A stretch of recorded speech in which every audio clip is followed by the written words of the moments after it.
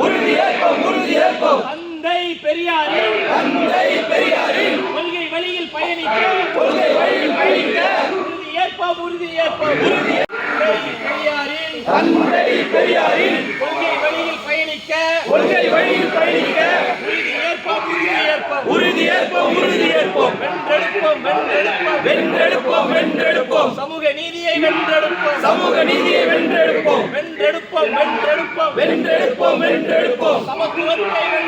சமத்துவத்தை வென்றெடுப்போம். புகழ் வணக்கம். தந்தை பெரியாருக்கு பகுத்தறிவு பகலவன். தந்தை பெரியாருக்கு தாவேகாவின் புகழ் வணக்கம். தளபதியாரின் புகழ் வணக்கம். புகழ் வணக்கம். பெண்ணுரிமை போராளி. மண்ணுரிமை போராளி. மானுட போராளி. தந்தை பெரியாருக்கு புகழ் வணக்கம். வீதி வீதியாக மக்களிடம் சமத்துவ கருத்துக்களை போதித்த மாபெரும் ஆளுமை தந்தை பெரியார் அவர்கள். தந்தை பெரியார் அவர்கள் தமிழக வெற்றி கழகத்தினுடைய கொள்கை தலைவர்களில் முதன்மையான ஒரு தலைவராக இருக்கிறார்.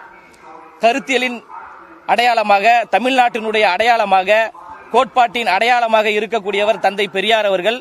எனவே தந்தை பெரியார் அவருடைய நினைவு நாளை முன்னிட்டு மலர் அஞ்சலம் செலுத்துவது என்பது மிகப்பெரிய ஒரு மன நிறைவை தருகிறது. காரணம் என்னவென்றால், தமிழக வெற்றி கழகம் என்பது கொள்கை வழியில் பயணிக்கக்கூடிய ஒரு கூட்டம்.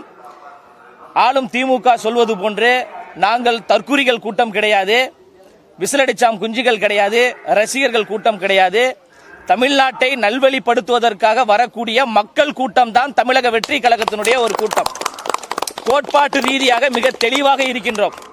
பிளவுவாதம் எந்த வடிவத்தில் வந்தாலும் அதை எதிர்க்கக்கூடிய முதன்மை சக்தியாக அண்ணன் விஜய் அவர்களும் தமிழக வெற்றி கழகத்தை சார்ந்த தோழர்களும் நாங்கள் இருக்கிறோம். அதனாலதான் வெற்றி தலைவர் அண்ணன் விஜய் அவர்கள் சொல்றாங்க, கொள்கை எதிரி பிஜேபி என்று சொல்றாங்க. இப்போ கொள்கை எதிரி பிஜேபி என்றால், பிஜேபி மதத்தை வைத்து, சாதியை வைத்து மக்களிடம் பிளவை ஏற்படுத்துகிறது. பிறப்புக்கும் எல்லா உயிருக்கும் என்கின்ற சமத்துவ உணர்வை முன்வைத்து வரக்கூடிய கட்சி தான் தமிழக வெற்றி கழகம். சமத்துவத்தின் அடையாளமாக இருக்கக்கூடியவர் அண்ணன் விஜய் அவர்கள். அப்போ சமத்துவத்திற்காக போராடிய தந்தை பெரியார் அவர்களை நெஞ்சிலே சுமர்ந்து கொண்டு கொள்கை பேரன்களாக நாங்கள் வர்றோம். அப்போ தமிழ்நாட்டில் பெரியாரின் உண்மையான பேரன் யார் என்றால் அண்ணன் விஜய் அவர்கள் தான். பெரியாருக்கு சம்பந்தம் இல்லாதவர்கள் எல்லாம் இன்று இளைய பெரியார், பெரியாரின் பேரன் என்று சொல்றாங்க. ஆனா பெரியாரை எந்த இடத்திலும் முன்னிறுத்துவது கிடையாது. பெரியார் சொன்ன கொள்கை வழியில் பயணிப்பது கிடையாது.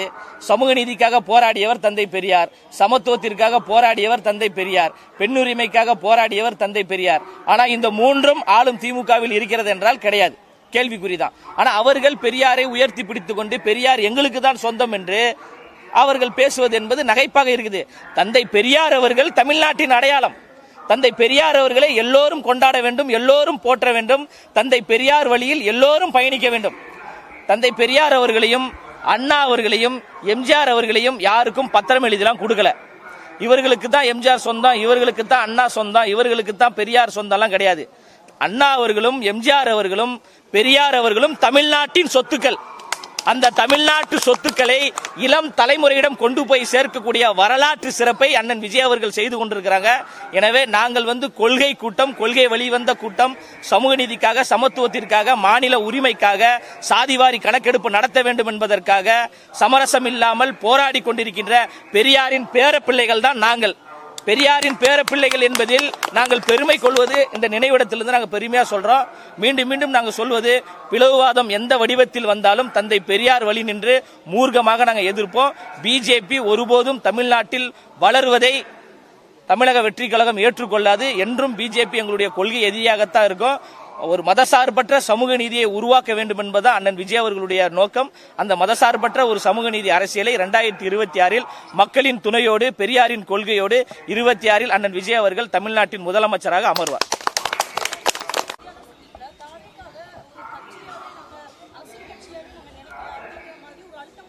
யார் சொல்லியிருக்கா? அதாவது இப்ப மிட் நைட்ல நம்ம என்ன பண்ணுவோம், நல்லா தூங்கிட்டு இருப்போம். அதே மாதிரி அவங்க மனைவி மிட் நைட்ல நல்லா தூங்கிட்டு இருக்கும்போது எழுப்பி அம்மா இந்த மாதிரி நான் வந்து கட்சியை வந்து பிஜேபியில் இணைக்கலான்னு இருக்கேன் அப்படின்னா ஆழ்ந்த உறக்கத்தில் நம்ம என்ன பண்ணுவோம் அப்படிம்போம். அந்த அம்மா அதே மாதிரி ஊன்னு சொன்னாங்களா, அடுத்த நாள் காலையில் போயிட்டு சமத்துவ மக்கள் கட்சியை பிஜேபி கட்சியோடு இணைத்த ஒரு நபர் தான் சரத்குமார் அவர்கள். அவர்களுக்கு பதில் சொல்லி எங்களுடைய தரத்தை நாங்கள் குறைத்துக் கொள்ள விரும்பவில்லை. மிட் நைட்ல கட்சியை கலைச்சவங்களுக்கு என்ன பதில் சொல்ல முடியும்?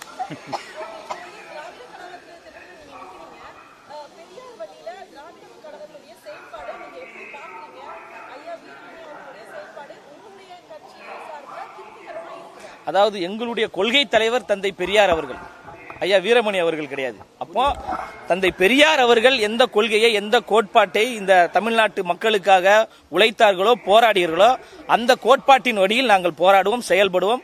எங்களுடைய கொள்கை தலைவர் தந்தை பெரியார், அதில் எந்த மாற்று கருத்துமே கிடையாது.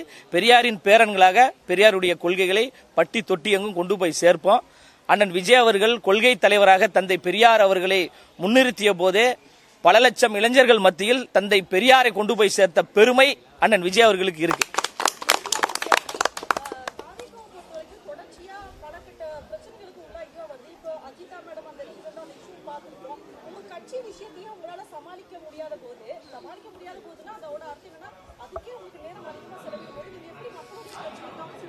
அதாவது குடும்ப பிரச்சனைங்க, அதாவது பிரச்சனைகள் சரி செய்யப்பட்டு விட்டது. ஏன் அண்ணன் அழகிரி அவர்களுக்கும் அண்ணன் ஸ்டாலின் அவர்களுக்கும் கட்சியில சண்டையே வரலையா? அப்பெல்லாம் யாருமே இதை பத்தி பேசவே இல்லையே. இன்று வரைக்கும் திமுக போட்டி சண்டைகள் நடந்து கொண்டு தானே இருக்கு. அதிமுக போட்டி சண்டைகள் நடந்து கொண்டு பல பிரிவா பிரிஞ்சிருக்கு. காங்கிரஸ்ல போட்டி சண்டைகள் இருக்கு, பிஜேபியில போட்டி சண்டைகள் இருக்கு. தமிழக வெற்றி கழகம் என்பது ஒரு குடும்பம். உண்மையாக உழைக்கக்கூடிய உழைப்பாளர்களுக்கு தேடி தேடி அங்கீகாரத்தை செய்வர் தான் அண்ணன் விஜய் அவர்கள். இப்ப நான் கொள்கை பரப்பு இணை செயலாளராக இருக்கேன்னா நான் ஒரு சாதாரண பாமர குடும்பத்தை சார்ந்தவன். இதை மாவட்ட செயலாளராக அண்ணன் குமார் அவர்கள் இருக்காங்க, சாதாரண ஒரு பாமர குடும்பத்தை சார்ந்தவர், ஒரு பூக்கடையை வைத்து நடத்தக்கூடியவர் தான். இன்று அவர் மாவட்ட செயலாளராக இருக்கார், நான் ஒரு மாநில நிர்வாகியாக இருக்கிறேன். கட்சியில மாவட்ட செயலாளர்கள் எல்லோரும் பாத்தீங்கன்னா பாமர குடும்பத்தை சார்ந்தவர்களாம். பாமரர்களுக்காக உருவாக்கப்பட்ட ஒரு கட்சி தான் தமிழக வெற்றி கழகம். இங்க 2026 சட்டமன்ற தேர்தல் என்பது பாமரர்களுக்கும் பண்ணையார்களுக்கும் இடையே நடக்கக்கூடிய அரசியல் போர். பண்ணையார் கட்சி திமுக, பாமரர் கட்சி தாவேகா. அதனால அது ஒரு குடும்ப பிரச்சனை, அது சரி செய்யப்பட்டு விட்டது. உழைப்புக்கேற்ற உண்மையான ஒரு அங்கீகாரத்தை தலைவர் அவர்கள் தேடி குடிப்பார்.